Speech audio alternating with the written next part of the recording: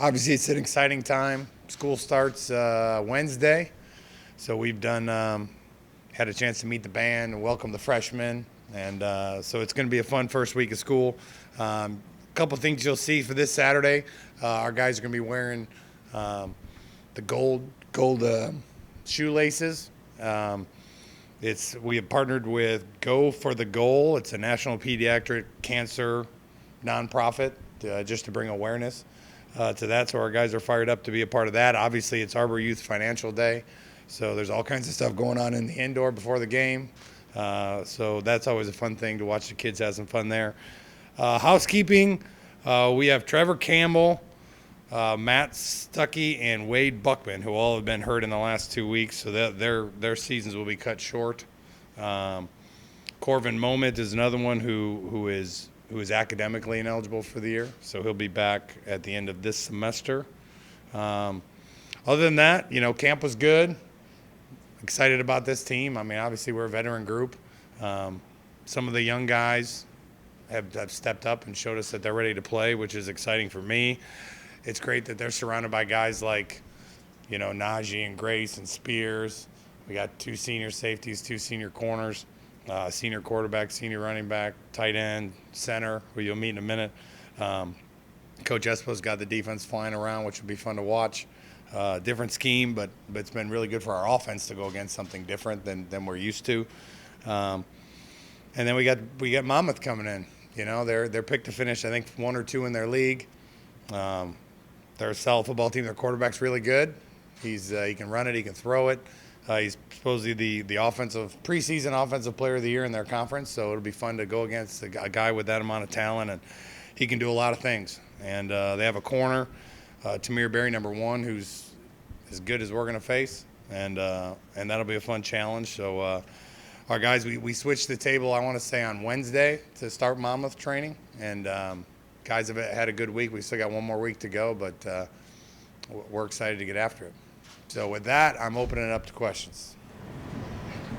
I don't think there's any real big surprises on this depth chart, but I mean, how much can we make of it week 1 going into the year? I know you also reward guys too that have been putting in the work, and but it's kind of especially with a veteran team. You know what I mean? If you look at our defense, there's a bunch of juniors and seniors out there that we knew what they could do. I really like our young freshmen defensive players. They just got a lot of experience ahead of them, and that makes it hard to get into the too deep. Now, I could see a lot of them earning ways onto the field with special teams, but we have enough depth this year that even our special teams is fairly deep. Talking to Coach Palsick, he said it's the deepest group he's ever had for guys running down on kickoff and punt. So he's excited about that. But it's early on, you never know. I try to tell the guys that are working the scout or the look teams right now, someone's going to start on that team by the end of the year. It's just part of the deal, and the new 4-game rule is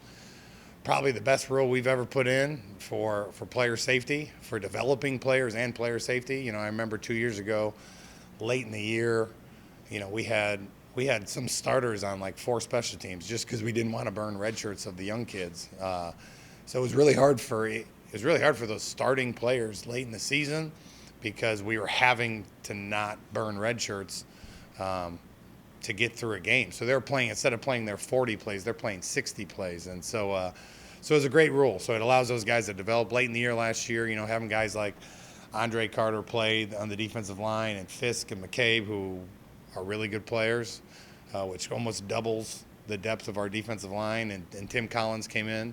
So we've added 4 D linemen and the other 4 back, and so we knew that at the end of the year that those kids were as good as the guys we had, but we were able to play them, see it. They didn't play it. They played in 4 games, and now they're all going to be redshirt freshmen, and they're going to be in the rotation this year. So with as deep as we are, it doesn't mean as much. But there's always things are always going to happen. So you just got to be ready for it. But the depth of our team, the recruiting class, the freshman class is really good, and we're excited to watch them. Hopefully not too soon, but we're ready for that. Well, I see two names on here too that are relatively new by way of the transfer portal. Now, Yes. I know you probably answered this a few times. So I was curious just your thought on the transfer portal. I know it's different for every player, but and it's still pretty fresh, and we're still kind of seeing how it's utilized. But particularly for schools in the MAC, and then you have a player like Jake Wade, where that kind of perception is they left because the grass is always greener. I don't know if that's the case, but they'll learn one way or the other. Yeah, it's an interesting.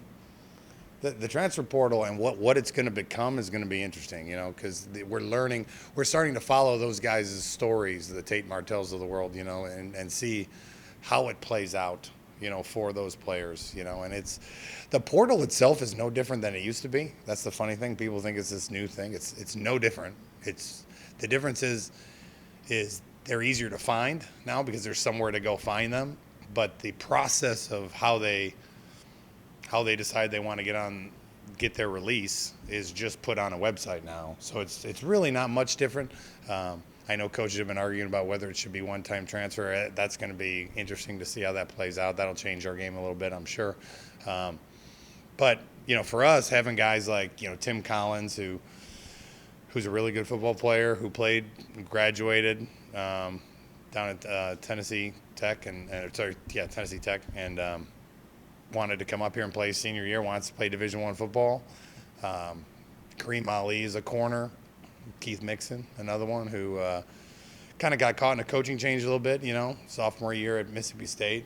For Mullen, he played really well. And then when Coach Moorhead came in, he didn't play as much, kind of rotated in and decided he wanted to play somewhere else his senior year, So I think it's impossible to put a blanket and say it's going to work for everybody.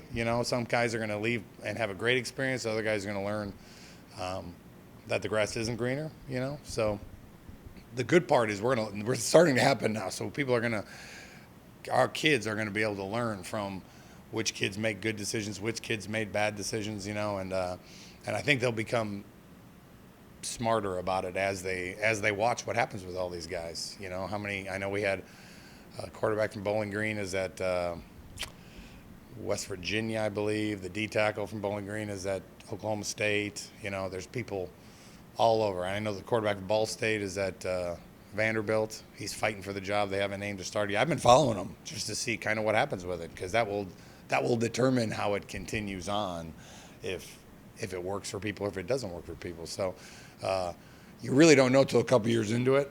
And I'm looking forward to watching it to see who it works for and who it doesn't. And we've changed the way we look at it. Even from the last couple of years, the fifth-year transfers we went to the 1AA level and found a guy that wanted to leave. And he came in and he started 3 years there, was all-conference player, was really good, and he's been really good for us. So yeah, we're still learning. I think we all are together, and it's going to be fun to watch to see how it plays out. Granted, it was Michigan State and Southern Cal, but what is the benefit of a team going 1-0 right away? I think mentally, it can help. It can help the buy-in. There's always buy-in, but like when you go out there and you see the product, it's like when they do what they're coached to do and they're rewarded. If you play well and you get a win and you see those things work, I think it helps just game two. And the negative side is if you lose game one, it teaches you how to get over it quickly, So we have an unbelievable start to our season. I'm so excited about it. I've been telling our guys since camp started. You get to play a 1AA team that's picked to win their league. You get to play 2 top 25 teams in the first 4 games. Then you get Central, and then you get to play Toledo in the first 6 games. So it's about as exciting of a beginning as we've had, and that's helped us throughout camp. We talk about it all the time of how this thing's going to start, and it's going to be guns a-blazing immediately, and we're excited for that. 2 years ago, when you took this job, Anton Curtis and Dwayne Eskridge are just, we're our starting wideouts. I granted, it's not like they've never played defensive back before, but how much work have those two put in to be in the position they're in now? A ton. They are, look at our team last year. I thought if you look at statistics on defense, we stopped the run pretty good. We got off the quarterback pretty good. Where people got after us was outside, not even down the middle of the field. If you look at the hit charts of where people had their big plays against us, and Coach Adams, our new corners coach, he's a technician. That's one of the reasons we hired him. And he's helped Anton a ton from year 1 to year 2. I mean, Anton moved middle of training camp last year and was about to start in a game where he had 2 weeks of playing corner. So his eye discipline is night and day different than it used to be. We've tried. I've thrown everything at him. I've thrown double moves at him. I'm trying to see if I can get his eyes in the wrong place. But and then D, D has pretty much lived over there, and D is special, talented wise. So he gets away with some that even if he gets too aggressive, he finds a way to catch up a couple steps later. And then Kareem Ali, who came from Temple. The other two, well, there's a lot of other guys that are in the mix. Lou Pro, we moved to corner, is doing a good job. The two that we brought in 2 years ago from Florida are both Kenai Lovely and Janelle. They look great. They're put back together finally. They both had 2 shoulder surgeries since they've been here. They both got their weight to where they're starting to look. Kenai ends up, I think he had more picks than anyone else this year. So it's fun to see the depth and the competition at that spot. But yeah, they were both wideouts for. And then the other one that's doing a heck of a job is Harrison Taylor, who's had 2 or 3 picks in the last couple of days. He's a reserve safety for us who was a wideout, who we moved, and now he's like 230 pounds, and I think he's going to be a really good safety for us. He'll be in the mix. He'll be playing as we get into multiple packages, but he had the big pick to beat Northern last year at the end of the game. So there's definitely some offensive guys over there now, which is good. We got to find ways. We got to put our best 11 out there and slow some of these offensive teams down in our league, and I think they can do that.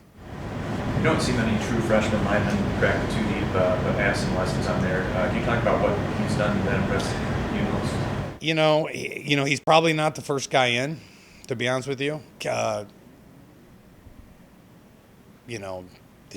Campbell was, but Campbell just got hurt like a couple days ago, so he would be the next guy in. But we have, Dylan Deathridge is a great guard, who will probably move down there. Who did we even put at right tackle? Who'd you guys got? Oh, you guys have Brooks or Cans. They're battling now. They both look really good, and they both can play guard. So up front, we have different people we can move around. But if you need 10 names, he's a kid who. The one thing he has that you don't get out of freshmen too often is his pad level is fantastic. He came out of Prairie Ridge where they run the ball down people's throats. He comes off the ball with a flat back. Now, pass pro, it's a whole other ball game. He's learning how to do that because they didn't throw it but once a game in high school. But he has the pad level that allows him to compete, and he's learning the offense. But he pretty much got in there because of an injury that happened a couple of days ago.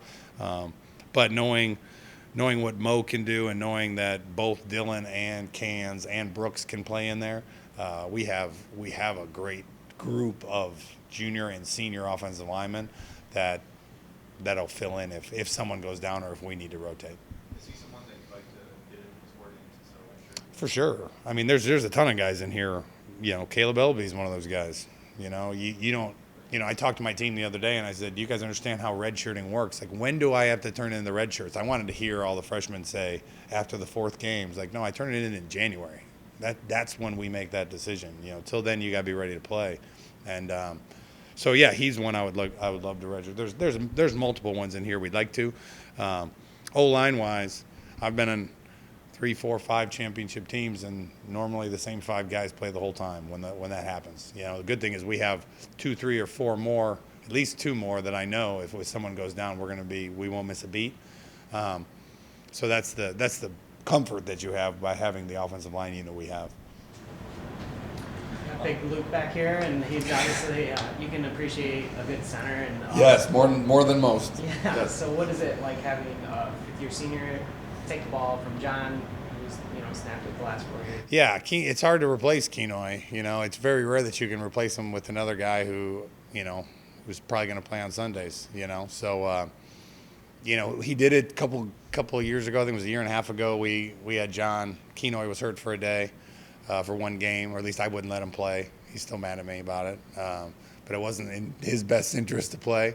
So, Luke stepped in there and without a hitch. He stepped in here again without a hitch, So, and I don't know at the next level what he'll play. Might be center, might be guard, who knows. But it's good. It's going to help him in his future, because the scouts have all come to watch him snap and see him make the calls and do everything that we ask him to do. We put a lot on our quarterback, or a lot on our center, to make calls and understand. He's smart.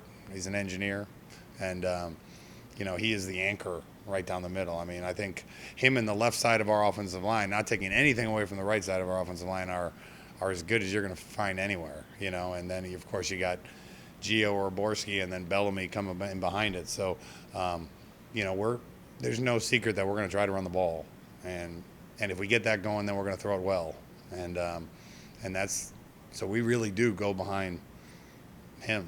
I mean, it's really good when you look at a baseball team. It's kind of like looking at a football team. Like when you have a senior center, a senior quarterback, and a senior running back, you feel pretty good from the inside out of having guys that are going to be able to make plays for you. Then you spend a lot of time, in the offseason, talking about the secondary and improving the secondary. What's it going to be like? What kind of challenge is it like? Now you face a 6,000-yard passer career-wise on the first week. So kind of talk about that instant challenge that they're going to get.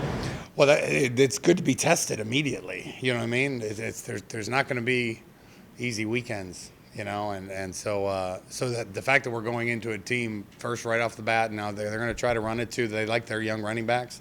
They're new at wide receiver. Monmouth is. They have two, I think, from last year that are on NFL rosters. They look amazing on film. I'm glad they're not going to be in Kalamazoo this weekend because they had two pretty special ones.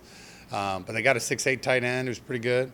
So they're going to be challenged, and we're talking about getting ready. The league's going to start quick. We're going to start out with Central and Toledo, so we're going to need to figure it out quick. And the good thing about Coach Espo's defense is it's not like we're doing a ton of things. We're trying to, it's not jack of all trades, master of none. Like they've been running their 3, 4, 5 coverages a ton, and so they're pretty comfortable with the looks and we've thrown everything at them that we could throw at them as far as different types of routes and stuff. So, but you never know until you get out there, right? So this is going to be a challenge. It's great to have 3 seniors in the 4-man rotation out there.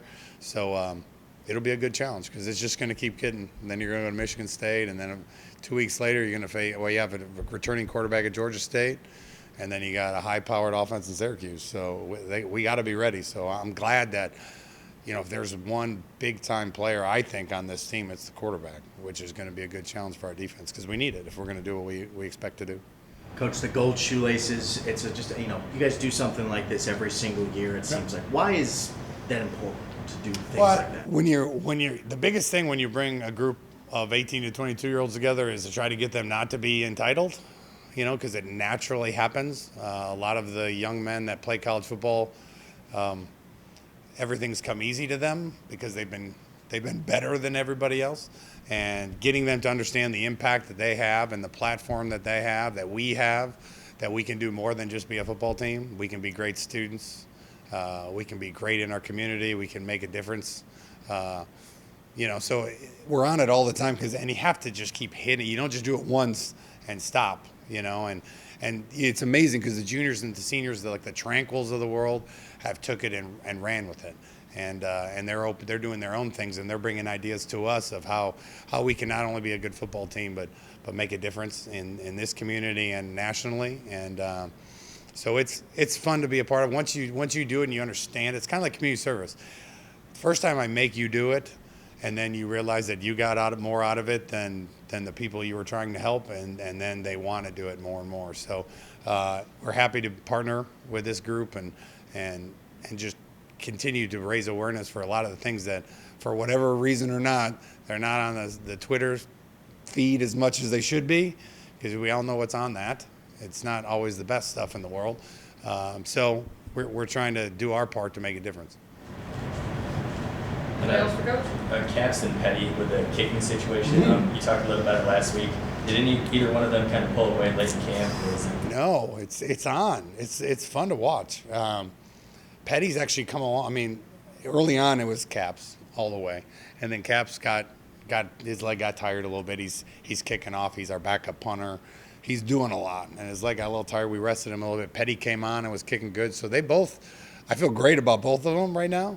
We're gonna continue the competition this week. Have them both ready to go. It'll be interesting. It'll be interesting to see. it's fun because I feel comfortable with both of them. They both have a ton of talent. I know Tiago's going to kick off, and I know, but as far as field goals, PAT, he has a bigger leg. Can he be as accurate as Petty is in the closer ones? So that's where we have got a lot of data. But they both kind of we've given a lot of rest over the weekend. So really, I think in the next couple of days, we're going to probably make the decision of who gets to go first. It doesn't mean that they want it. Just like we were talking about the two deep. It doesn't really matter because they're probably both going to be out there. Hey Tim, with Corbin Woman out, how does that change the Mike linebacker spot? I know you got a lot of Williams and Sands, but... Yeah, right now, Najee's been playing it. Najee's been our starter since the beginning of camp, senior. We moved him inside. This defense, the old Mike position was a really complicated one, and Najee did an okay job at it. In the new defense, Najee's a perfect Mike, and he's been the guy. So with him out, Moats is there. The other guy is. We talked about teaching. Spears has played it. Grace has played Will. We have so many seniors that have played and had over 100 tackles in the league. So it doesn't affect our starters one bit.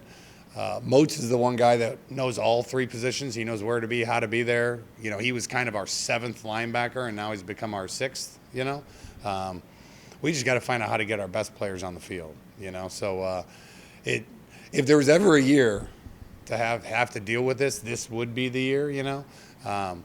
Because we have 3 seniors in that room and a bunch of guys that have played. So yeah, it's unfortunate, but it's he'll be with us, and once we get through, hopefully to December, he'll be.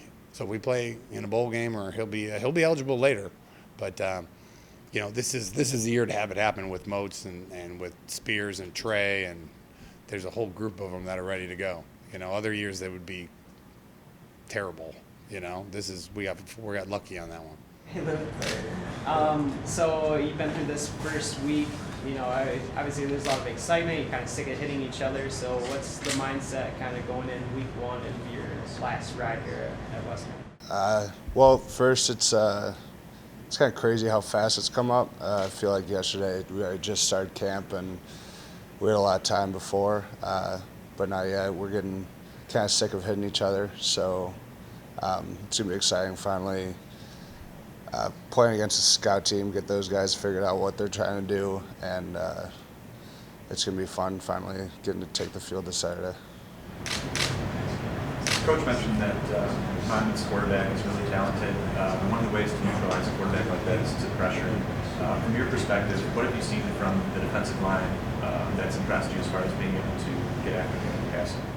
I think that we got some good overall players, and Coach Espo has been working with them. They got really good hands, and they can get. If you can get the offensive lineman's hands off you, you got a good shot.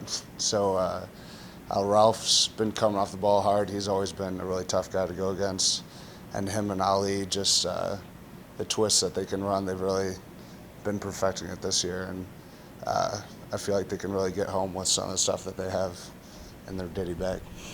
It's been a couple of years since you guys played game 1 at home. Is that extra excitement for that?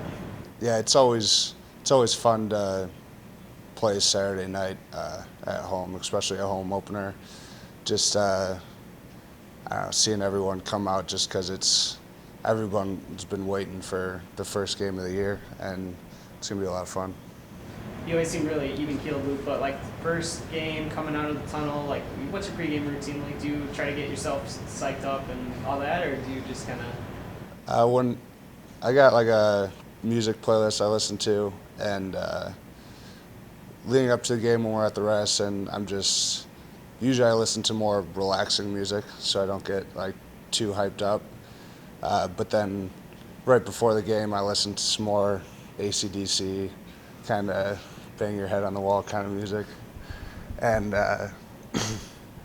that's kind of what most of our line does, I think. But I don't try to hype myself up too much. But then once you take the field, it all just hearing the fans, it gets you going. Yeah, and the nighttime game too is a little different too, right? You're just in terms of your routine and getting ready, and do you try to just kind of relax as much as you can leading up to it? It's really different. You never really thought about when you're in high school, but just spending the whole day at the hotel, it's kind of weird. Just like you're waiting for a game, and it's kind of annoying sometimes. Like you got to wait so long for a 7 o'clock game. But yeah, I just try to relax, keep my feet up, and then find the right time to start getting going. Look, what have you seen from Monmouth's defense that impresses you? I think overall, I think they're a solid defense. The defensive line, they've got a lot of good moves, and they got some good twists that they can definitely they'll definitely show against us. And I'd say the number one, the cornerback, he seems like a talented guy, and it's going to be exciting seeing our wide receivers go against him.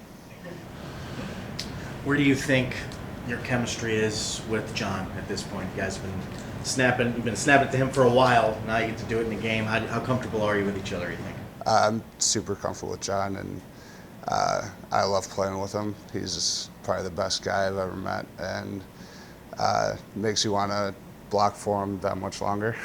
I mean, I'm going to block for anyone back there. I love Caleb. I love all the guys. But it's definitely a lot of fun having him back there. And throughout the years, he's gotten really comfortable, and he definitely moves great in the pocket. And he makes us look good as an O-line. Some people don't really realize that. Week one, there's obviously a lot going on with the class and starting everything. And you being a senior, you've kind of been through the whole process. What do you kind of do to maybe guide the other guys along? Kind of limit distractions on getting ready for game week and all that. There's definitely gonna be a lot going on with school starting this Wednesday. I'll definitely have to tell the freshmen just how important time management is, and there's only enough time for two things in college. Either social life, athletics, or school, and you gotta pick two. So sometimes your social life's gotta be put on the side for your athletics and your homework. Hey, Luke, talk about the challenges going from guard to center, where he might be there. Did you kind of know that was going to happen after John graduated? Did Coach Lester and Coach Waller were kind of saying, hey, this is going to be the next step in your process to try to get you to the next level? Yeah, definitely. I saw it coming, and I was excited for it. I remember, I think I went in for a meeting on before spring ball when I was making the switch, and they're like, "You do know we're moving to your center, right?" Because we didn't really talk about it, but everyone kind of assumed it. So, but yeah, it's been a really smooth transition, and I don't think we've skipped a beat at all. I've always been working at all the footwork for center throughout the years, kind of being the backup center. I played a couple games, even as a redshirt freshman. I played a drive versus U of I, which was fun, going against my parents' alma mater. So got to play guard and center, and it made me comfortable to make this switch now.